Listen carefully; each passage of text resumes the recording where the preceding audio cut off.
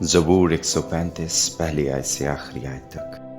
خداوند کی حمد کرو، خداوند کے نام کی حمد کرو، اے خداوند کے بندو اس کی حمد کرو۔ تم جو خداوند کے گھر میں، ہمارے خدا کے گھر کی بارگاہوں میں کھڑے رہتے ہو، خداوند کی حمد کرو، کیونکہ خداوند بھلا ہے۔ اس کے نام کی مدح سرائی کرو کہ یہ دل پسند ہے، کیونکہ خداوند نے یعقوب کو اپنے لیے اور اسرائیل کو اپنی خاص ملکیت کے لیے چن لیا ہے۔ اس لیے کہ میں جانتا ہوں کہ خداوند بزرگ ہے اور ہمارا رب سب معبودوں سے بالا تر ہے۔ آسمان و زمین میں، سمندر اور گہراؤں میں خداوند نے جو کچھ چاہا وہی کیا۔ وہ زمین کی انتہا سے بخارات اٹھاتا ہے، وہ بارش کے لیے بجلیاں بناتا ہے اور اپنے مخزنوں سے آندھی نکالتا ہے۔ اسی نے مصر کے پہلوٹوں کو مارا، کیا انسان کے کیا حیوان کے۔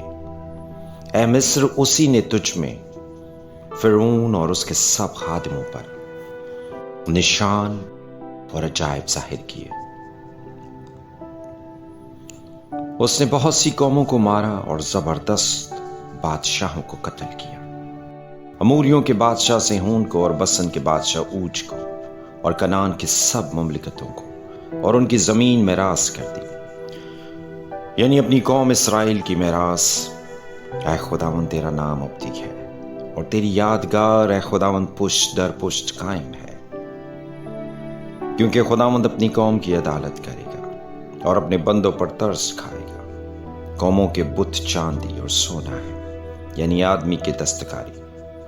ان کے منہ ہیں پر وہ بولتے نہیں، آنکھیں ہیں پر وہ دیکھتے نہیں، ان کے کان ہیں پر وہ سنتے نہیں، اور ان کے منہ میں سانس نہیں۔ ان کے بنانے والے انہی کی مانند ہو جائیں، بلکہ وہ سب جو ان پر بھروسہ رکھتے ہیں۔ اے اسرائیل کے گھرانے، خداوند کو مبارک کہو۔ اے ہارون کے گھرانے، خداوند کو مبارک کہو۔ اے لاوی کے گھرانے، خداوند کو مبارک کہو۔ اے خداوند سے ڈرنے والو، خداوند کو مبارک کہو۔ سیون میں خداوند مبارک ہو، وہ یروشلیم میں سکونت کرتا ہے، خداوند کی حمد کرو۔ آمین۔ مقدس یوحنا کا پہلا عام خط، 2 باب 3 آیت سے 11 آیت تک۔ اگر ہم اس کے حکموں پر عمل کریں گے تو اس سے ہمیں معلوم ہوگا کہ ہم اسے جان گئے ہیں۔ جو کوئی یہ کہتا ہے کہ میں اسے جان گیا ہوں اور اس کے حکموں پر عمل نہیں کرتا، وہ جھوٹا ہے اور اس میں سچائی نہیں۔ ہاں، جو کوئی اس کے کلام پر عمل کرے، اس میں یقیناً خدا کی محبت کامل ہو گئی ہے۔ ہمیں اسی سے معلوم ہوتا ہے کہ ہم اس میں ہیں۔ جو کوئی یہ کہتا ہے کہ میں اس میں قائم ہوں، تو چاہیے کہ یہ بھی اسی طرح چلے جس طرح وہ چلتا تھا۔ اے عزیزو، میں تمہیں کوئی نیا حکم نہیں لکھتا، بلکہ وہی پرانا حکم جو شروع سے تمہیں ملا ہے۔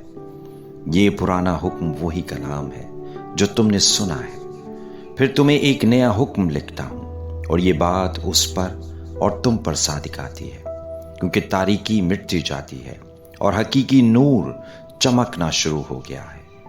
جو کوئی یہ کہتا ہے کہ میں نور ہوں اور اپنے بھائی سے عداوت رکھتا ہے، وہ ابھی تک تاریکی ہی میں ہے۔ جو کوئی اپنے بھائی سے محبت رکھتا ہے، وہ نور میں رہتا ہے اور ٹھوکر نہیں کھانے کا۔